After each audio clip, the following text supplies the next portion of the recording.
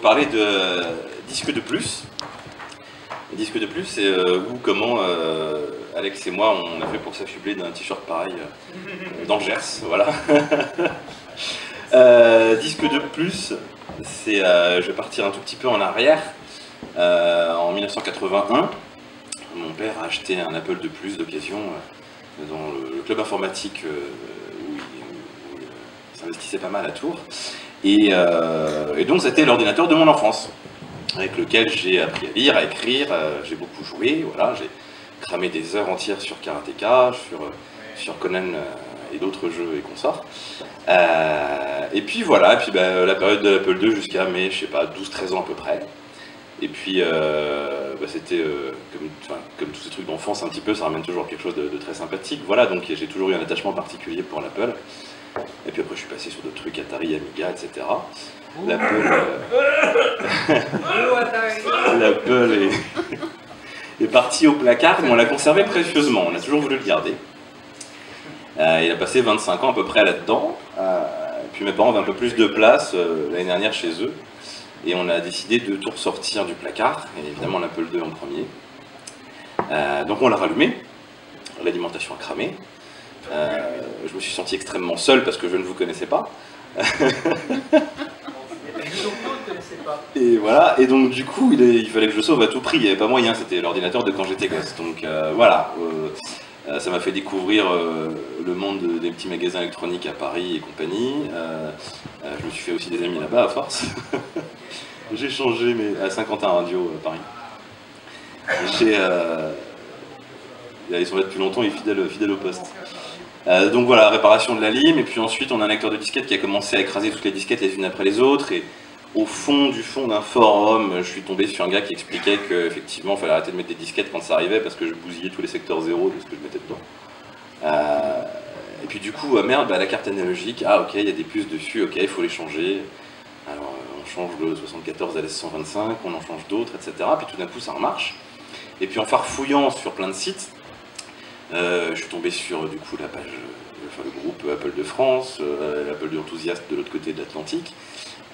Et puis je suis aussi tombé sur le newsgroup Comme si Apple II. Et puis en farfouillant, à un moment, un gars explique et dit tiens, est-ce qu'on pourrait pas remplacer la LED rouge par une LED bicolore? Et puis je regarde des explications en texte assez confuses. Et puis je me dis bah tiens, j'ai envie de le faire. Voilà. Donc je suis retourné à Saint-Quentin Radio, j'ai acheté un peu plus de trucs, je suis parti en week-end chez les parents, et puis ça a donné ça. Voilà, une petite breadboard avec quelques transistors, condensateurs, résistance, et puis j'ai ventré le lecteur, du coup j'ai allumé l'Apple, et ça a marché, et puis du coup, ça m'a, juste derrière ça, j'ai posté sur le groupe Apple de France cette petite vidéo extrêmement éloquente. Voilà, je formate une disquette. Et donc c'est juste une LED, mais c'est cool. Et donc j'ai posté ça, et derrière Didier, Stéphane et d'autres m'ont dit il faut que tu viennes me présenter ça au festival, voilà. Là je me suis dit ah merde, oui, mais bon moi c'est... Voilà l'état du truc quoi. Donc s'il faut que je le montre et puis que ça intéresse des gens, il va falloir que ça ait un petit peu de gueule et que ce soit présentable. Et puis qu'on puisse le monter dans un lecteur, et puis le lecteur qui est ouvert en deux, il faut qu'on puisse le refermer. Et puis au final, on se rend compte que sur un truc aussi simple que ça représente beaucoup de petites contraintes qu'il faut régler les unes après les autres. La première que j'avais en tête, c'était de faire un truc entièrement réversible qui puisse se démonter sans laisser de traces, parce que je voulais pas abîmer ces lecteurs de disquettes que je considère un peu comme des pièces de collection quand même, donc elles ont de l'âge. Donc je voulais respecter ça. Je voulais aussi quelque chose qui puisse être monté par des gens qui n'ont pas d'aptitude à souder quoi que ce soit, parce que le but c'est de rendre ça, de permettre à des gens qui bricolent pas de pouvoir le monter sans difficulté. Donc je me suis dit que j'allais m'attacher avec un système de petites pinces assez classique qu'on voit en électronique.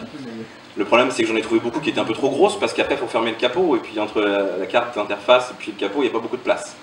Donc j'ai un petit peu galéré pour trouver les bonnes références, etc.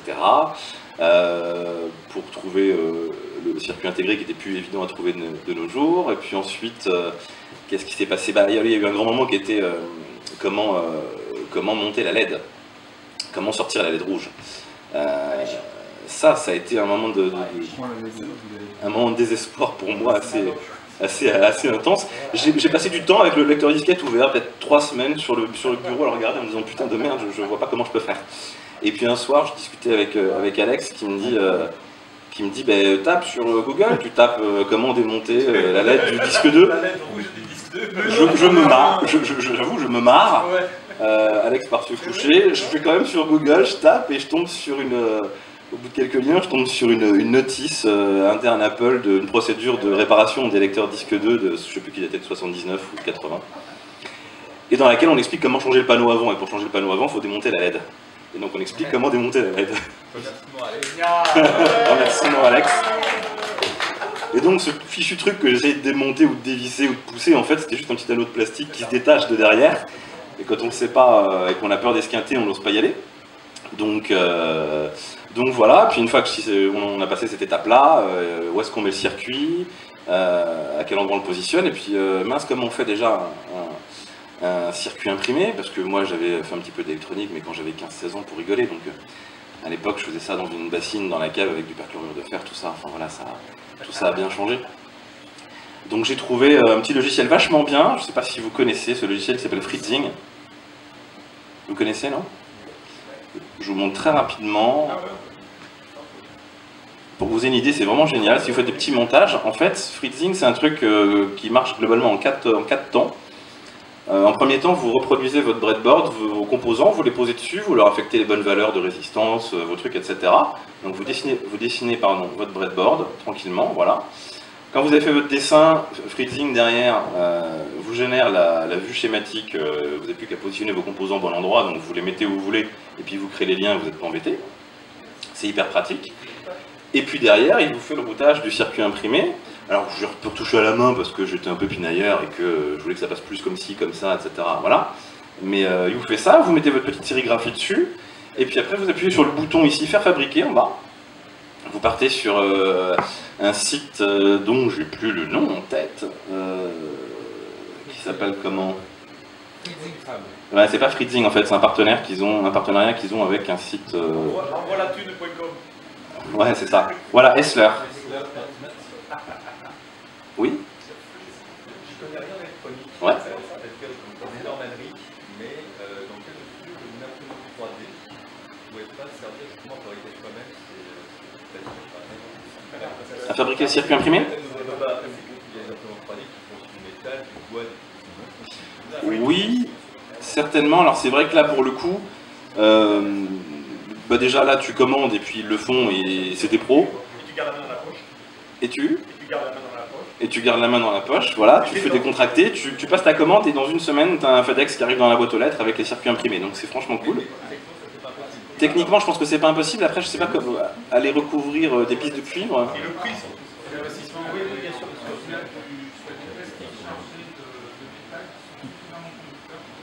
D'accord, ok. Bon, il y avait certainement plusieurs possibilités pour arriver à la solution. Mais voilà, donc si vous avez l'occasion d'avoir un petit montage et de fabriquer des circuits imprimés, c'est un truc très pratique. Et puis voilà, et puis bah donc Fritzing ayant donné son coup de main, on en est arrivé rapidement à cette petite version-là, voilà, qui est un petit circuit qui tient sur 5 cm par 3, parce que sur la photo on se rend pas compte, c'est pas bien gros. 5 cm par 3 avec les quelques composants, les 4 petites pinces plates pour que ça passe sous le capot. Et puis voilà, et puis donc on va simplement se raccorder, donc vous avez la LED au bout du fil qui va venir remplacer la LED rouge, et puis on va se raccorder sur 4 points de la carte analogique du disque 2 pour prendre le plus, le moins, sur 2 condensateurs, je vous montrerai tout à l'heure. Et puis on vient ensuite donc chercher l'information du moteur qui tourne et l'information de est-ce qu'on est dans une phase d'écriture. Et donc le montage fonctionne de cette façon-là. Si le moteur tourne et qu'on n'est pas en écriture, c'est qu'on est en train de lire, et donc on allume la LED verte. Si on est en train d'écrire, et donc le moteur tourne évidemment, on allume la LED rouge. C'est aussi simple que ça. Voilà. Donc voilà le petit montage. Et puis je vais vous montrer donc quelques photos rapidement. Hop. Quand le moteur tourne et qu'il fait rien, ça allume vert. Elle s'allume vert parce qu'il considère qu'elle est en lecture. Il n'y a pas une LED de triple blanc, rouge, vert? Si, Ah oui. si, tu peux faire plein de choses, bien sûr. Bon, allez, la rêve 1, ce sera avec 3 couleurs. Voilà, il y a plein de choses à faire derrière. Donc voilà, enfin en tout cas, moi c'était le but du jeu, c'était de faire un truc le plus propre possible parce que c'est devenu un jeu aussi. Enfin, c'était rigolo de remettre les mains là-dedans puis de faire un petit truc, un petit gadget sympa, propre, le plus propre possible. Du coup, il vient se positionner sur le lecteur de disquette, comme je vous disais là. On voit les 4 prises sur la carte analogique. Je le colle au fond avec un velcro. Donc quand on démonte tout, il reste un velcro collé au fond du lecteur de disquette. Mais enfin, je pense que c'est pas une catastrophe. Pas de problème. Voilà. Et donc ça permet de le refermer. Et puis ben, la LED rouge, je vous montrerai un peu plus en détail tout à l'heure, mais donc en fait, une fois qu'elle est déclipsée, je l'enroule, donc je voulais surtout pas la découper. Je voulais pas l'enlever, donc elle est enroulée, elle est à l'intérieur, il y a un petit recoin dans lequel on peut bobiner le fil, elle tient dans son petit coin. Donc elle continue à être à l'intérieur, elle s'allume en rouge, mais on ne la voit plus. Elle continue sa vie. Voilà, le montage à l'intérieur.